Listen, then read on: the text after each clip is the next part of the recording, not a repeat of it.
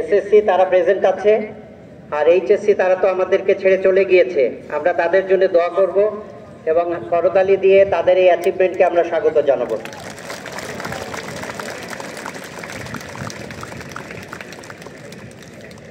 এই সাফল্য আমাদের একার না, তাই তো? বাবা মাও বলতে পারবে না যে তাদের একার সাফল্য, স্টুডেন্ট বলতে পারবে না, শিক্ষার্থী, শিক্ষক, আমরা সকলে সম্মিলিতভাবে এই সাফল্য অর্জন করেছি এবং মহান আল্লাহ তাআলা আমাদেরকে সাহায্য করেছে। আমরা চেষ্টা করেছিলাম, তাই না?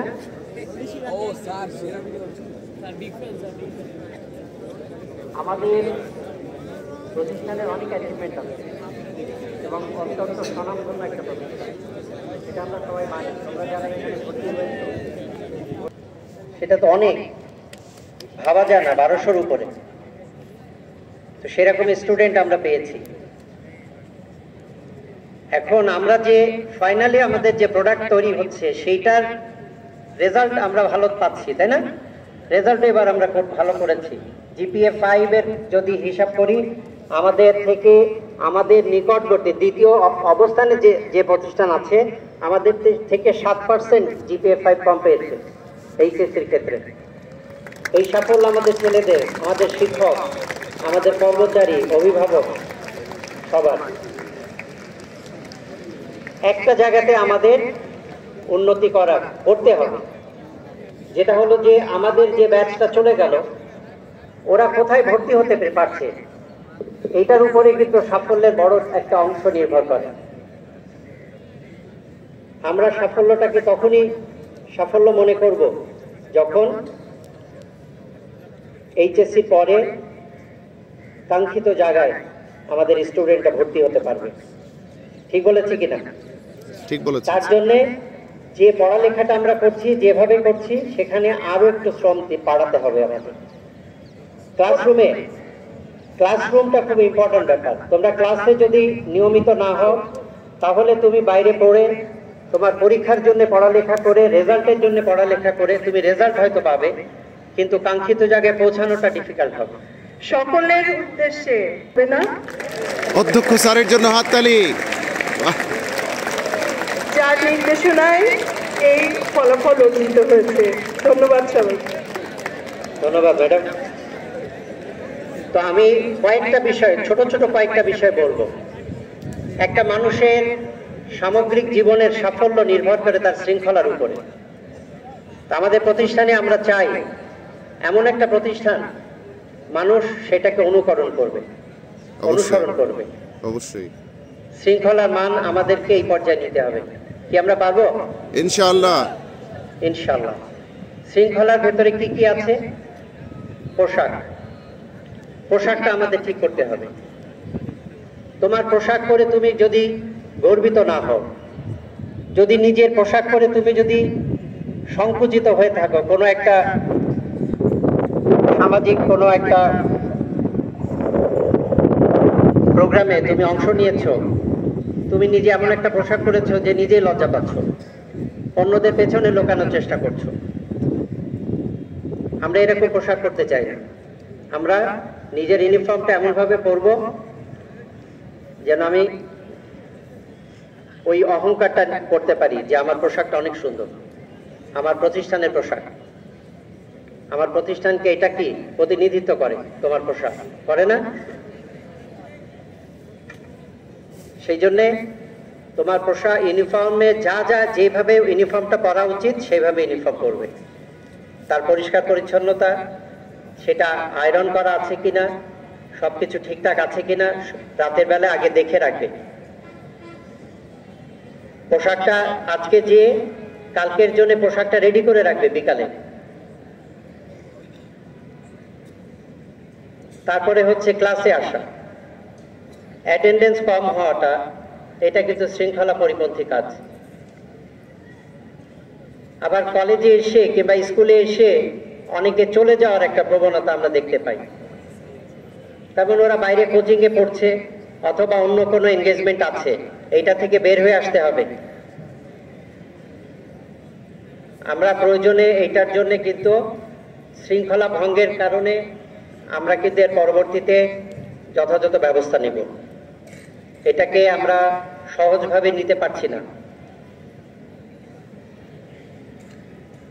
আর জীবনে যদি বড় কিছু করতে চাও, শুধু পরীক্ষায় ভালো ফলাফল না, জীবনে বড় কোনো জায়গায় যেতে চাও, বড় কিছু হতে চাও, তাহলে শিক্ষকের দোয়া নিতে হবে।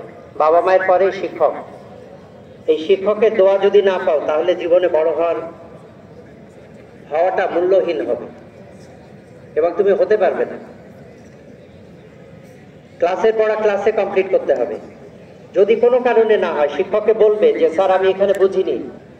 তুমি বোঝনি, এইটা বলাতে কোনো অন্যায় নাই, কোনো লজ্জা নাই, কিন্তু তুমি না বুঝে যদি চুপ করে থাকো, এটা কিন্তু লজ্জার ব্যাপার, এটা অন্যায়।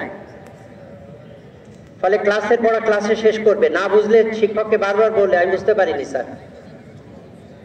এরপরেও যদি তুমি দেখো যে ক্লাসে তোমার মনে হচ্ছে যে না, এটা আমার ক্লিয়ার হয়নি, তুমি শিক্ষকের কাছে যাও, স্যারকে কিংবা ম্যাডামকে যে বলো আমাকে এই জায়গাটা একটু বুঝিয়ে দেন। ঠিক আছে?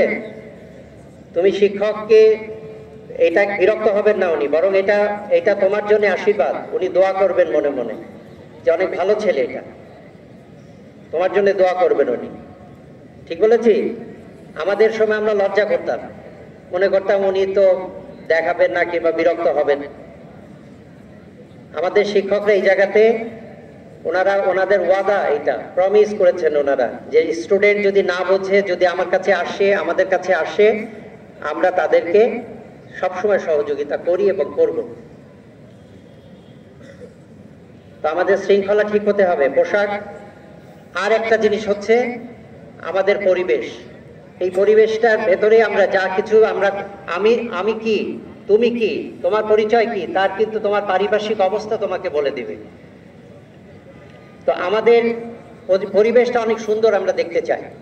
আমরা আগেও চেষ্টা করেছি, বাট আজকে আমরা ডিক্লেয়ার করছি, ঘোষণা করছি, সকলে একসাথে মিলে করব যে আমাদের এই পরিবেশটা আমরা পলিথিন এবং প্লাস্টিক মুক্ত একটা পরিবেশ আমরা গড়ে তুলবো ইনশাআল্লাহ।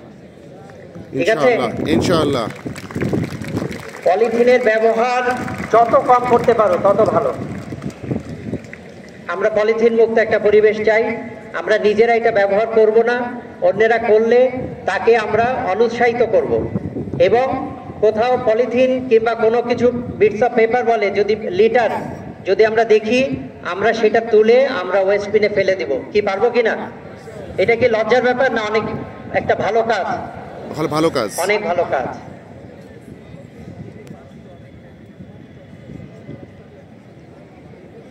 ম্যাডাম, এই যে একটা অবজারভেশন আমাদের, যে আমরা যখন রাস্তা দিয়ে হাঁটি, আমরা অনেক ক্ষেত্রে দ্রুত যাওয়ার জন্য ক্রস কান্ট্রি মাঠের ভেতর থেকে চলে যাই। এটা কিন্তু নিয়ম বহির্ভূত, শৃঙ্খলা পরিপন্থী একটা কাজ। আমরা এই কাজ করব না এখন থেকে, মনে থাকবে ইনশাআল্লাহ। শর্টকাট মাঠের ভেতর দিয়ে যাওয়া, এটা কিন্তু একটা সত্যিকার অর্থে অসচেতন মানুষ কিংবা যে মানুষের ভেতরে শিক্ষাটা নাই, সেরকম একটা মানুষের কাজ। তা আমরা রেসিডেন্সিয়াল মডেল কলেজের স্টুডেন্ট হয়ে আমরা যদি মাঠের ভেতর দিয়ে মসজিদে যাই, হাউস থেকে বের হয়ে আমাদের আসার কথা ছিল কিভাবে? শৃঙ্খলা, একসাথে লাইন করে আসার কথা। সেটা না করে আমরা অনেক সময় দেখতে পাই মাঠের ভেতর দিয়ে হেঁটে আসছি অনেকেই। আমি নিজে যখন মাঠে খেলা হয়, কোনো কম্পিটিশন, হয়তো সময় নাই হাতে, আমি যদি কাউকে নিয়ে আমি মাঠের ভেতর দিয়ে মসজিদে যাই, আমি নিজে বলি যে এটা তো আমার খারাপ লাগছে। রাস্তা আছে, রাস্তাটাকে ব্যবহার করতে হবে। মাঠের ভেতর দিয়ে কোনোখানে যাওয়াটা, এটা খুবই দৃষ্টিকটু। আমরা এই কাজটা করব না। তাহলে আমরা পরিবেশ ঠিক করব। সবকিছুর সাথে হলো শৃঙ্খলা সম্পর্ক। ক্লাসে আমরা সময় মতো আসবো, ক্লাস ফাঁকি দিব না, ক্লাসের পড়া ক্লাসে শেষ করব, নিজের পোশাকটা ঠিক রাখবো। আর হচ্ছে নিজের ব্যবহার। আমাদের অনেক ক্ষেত্রে আমরা দেখতে পাচ্ছি যারা নিচের ক্লাসে, এখনো তোমরা তো বড় হয়েছো, এখন নিজেদের দায়িত্বটা নিজেরা নিতে শিখেছো, তোমাদের এখন অনেক দায়িত্ব আছে। তোমাদের ছোট যারা আছে, যারা ক্লাস 6, 7, 8, 9-এ পড়ছে, বিশেষ করে 6, 7, 8, এরা কিন্তু এখন বয়সন্ধিকালে তারা কিন্তু অনেক ক্ষেত্রে বিপদগামী হওয়া তাদের সুযোগ আছে। সেই ক্ষেত্রে তোমাদের সহযোগিতা দরকার। ও মোবাইল ইউজ করছে কিনা, হাউসে কি করছে মাঝে মাঝে আমরা এটা চেক করব সকলে। আমি সেই প্রোগ্রামটা তোমাদেরকে বের করে দিব। প্রোগ্রামে যারা যারা থাকবে, এটা খুব গুরুত্বপূর্ণ একটা ব্যাপার, অত্যন্ত দায়িত্ব নিয়ে তোমার নিজের সময় একটু দিতে হবে এখানে, এবং আমরা এই কাজটা করব, ওদের সহযোগিতা করব, ওদের পাশে থাকব, ধরার জন্য না, ওকে সহযোগিতা করার জন্য। ঠিক আছে? আমার বক্তব্য এখানেই শেষ করছি। আমাদের সামনের পরীক্ষা ব্যাপারটা একটু শুধু উল্লেখ করতে চাই। বাৎসরিক পরীক্ষা আছে, কারোর জন্য এটা প্রি টেস্ট আছে, কারোর জন্য এটা টেস্ট পরীক্ষা। তো যে পরীক্ষায় আছে সামনে, এই বছরের সবচেয়ে গুরুত্বপূর্ণ এই পরীক্ষাগুলোতে আমরা সকলে পড়ালেখায় মনোযোগী হব। যে খেলাধুলা, যে টুর্নামেন্ট, আন্তঃহাউস বিভিন্ন প্রোগ্রাম ছিল, আমরা অলমোস্ট সেগুলো শেষ করে ফেলেছি। আমরা এখন শুধু পড়ালেখা নিয়েই কয়েকটা দিন আমার মনে হয় আমাদের সময় দেওয়া উচিত। পড়ালেখার ক্ষেত্রে যদি কারো কোথাও ঘাটতি থাকে, টিচারদের সাথে যোগাযোগ করো, নিজের পড়ালেখাটা নিজে করে নিতে হবে। তোমার বন্ধুর সহযোগিতা নাও, শিক্ষকের সহযোগিতা নাও, নিয়ে সুন্দর একটা পরিবেশ, আমি সবসময় মনে করি এত সুন্দর একটা পরিবেশ যারা হাউসে আছে তাদের জন্য কত নিরাপদ একটা জায়গা। তারপরে অনেকে এটা বুঝতে পারে না, অনেক ক্ষেত্রে তারা অন্যদের দ্বারা প্ররোচিত হয় এবং তারা মনে করে বাইরে যেয়ে বোধহয় গেলে আমি ভালো থাকবো, ভালো পড়ালেখা হবে। এটা একরকম অস্থিরতার কারণ এটা হয়। সেই জন্য আমি বলছি, ক্লাসের পড়া যদি ক্লাসেই করতে পারো, এই অস্থিরতা তোমার ভেতরে থাকবে না। এবং তোমার পাশে আমরা সকলে আছি, সব সময় আছি। সকলে ভালো থাকো। আল্লাহ হাফেজ।